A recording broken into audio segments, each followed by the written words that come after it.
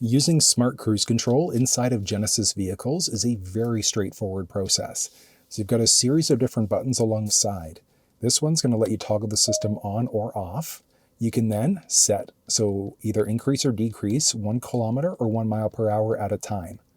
From there, there's a distance indicator. So it's how close or far are you away from the vehicle that's in front of you. I want you to think of it like a 1 Mississippi, 2 Mississippi type of a rule. So if you're on level 1, you're going to be about a second away versus about 3.5 or 4 seconds away on level 4. Then there's a lane centering system or lane follow assist. So what that one does, when it goes green, it's actually going to keep you perfectly balanced in your lane. So as you go around bends, it's going to literally follow the lane for you. So the lane follow assist system is amazing.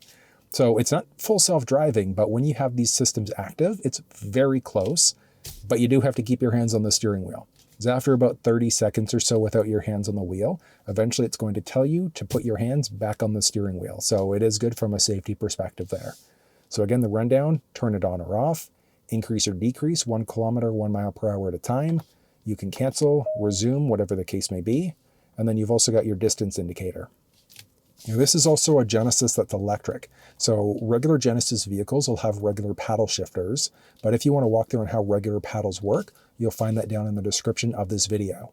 But with these ones, it's going to be the difference between your I-pedal, so your one pedal driving, versus a lack of regeneration. So you'll still have regenerative braking, but it works very different inside of electric vehicles. So your one pedal drive essentially is going to be, you take your foot off the accelerator and your vehicle stops very, very rapidly.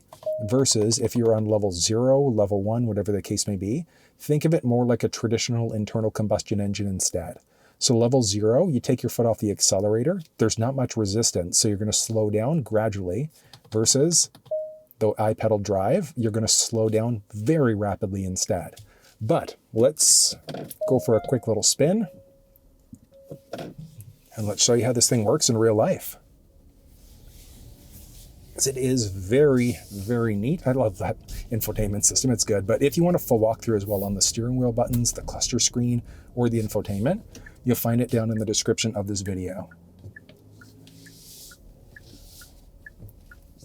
All right, here we go. This is perfect. There's some traffic here as well. So what I'm going to do, I'm going to set it at 50 kilometers an hour because I'm on a 50 kilometer road right now.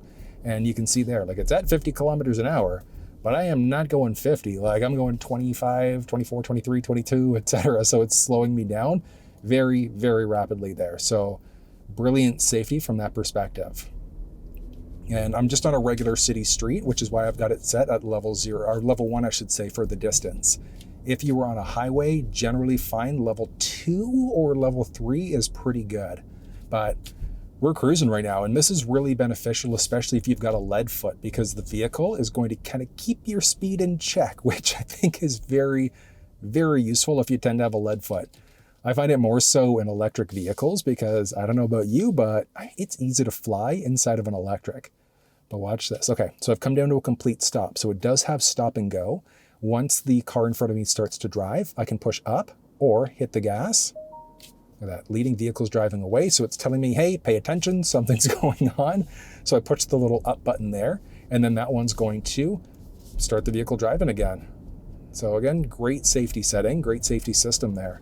And the lead departure warning is great, but you can turn that one on or off through the infotainment system. Using the boost mode inside of the GV70 Electric is insane. So all you're going to do is hit the little boost button on the very bottom of the steering wheel, and you've got your boost ready. You've got 10 seconds to use the boost mode after you start going, but we're going to do a little 0 to 100 kilometers an hour, so 60 miles in 3, 2, 1, and okay, and I'm at 100 right now. That's so good. It's so incredibly good. Yeah, so you definitely don't want to be using the boost mode all the time, but to use it occasionally, I don't necessarily think is a bad thing. So if you want to unlock some truer performance inside of your vehicle, I would definitely say that the boost mode is the way to go. But I love all of the different drive assist systems inside of this thing. So you've got things like the lane change assist. So you could hit the left turn stalk there. It's going to make sure that you're clear. as long as you are, it automatically changes lanes for you. It works both ways, so left versus right side. Now, input's interrupted because the second that you start moving over, it's automatically going to cancel the lane change assist. But this thing is pretty much self-driving. Not completely self-driving because you do still have to keep your hands on the wheel, but you do have the flexibility of letting go briefly, and it's going to essentially steer for you. So I've got the lane centering system turned on right now, or the lane follow assist, and that one keeps you perfectly balanced in your lane as you go. You can reuse the boost mode again if you wanted to. When you use it, like I said, you have up to 10 seconds in order to actually use it, and then you essentially lose it after the 10 seconds are up. So it's just protecting the battery to make sure that things aren't overheating, whatever the case may be. But the systems are great. So you can see there's a car that's passing me right now, and you can see right inside of the cluster screen as the cars pass. I love the way that this is designed. So it's got a little warning letting me know that there's somebody coming up beside me there. Let's get this out of the way so you can fully see it. But yeah, you can see there the lanes are nice and green. It knows that we're going forward as well, and we're perfectly balanced in the lane, because as I start to move to the right of the lane a little bit, you'll see the car start to shift, and then it bumps me right back into the middle of the lane again. So again, lane centering, this thing works great. It's not fully hands-free driving though. Very close, but you still do have to keep your hands on the steering wheel at all times. So even coming up to a bend, like we're coming up to a bend in the road right now, and all I'm going to do is keep my hands slightly hovering over the steering wheel, and it's going to take me right around the bend here. So it's rotating me around the bend beautifully. It's great. And no message yet. So it's typically about 30 seconds or so before it tells you that you've got to put your hands back on the steering wheel.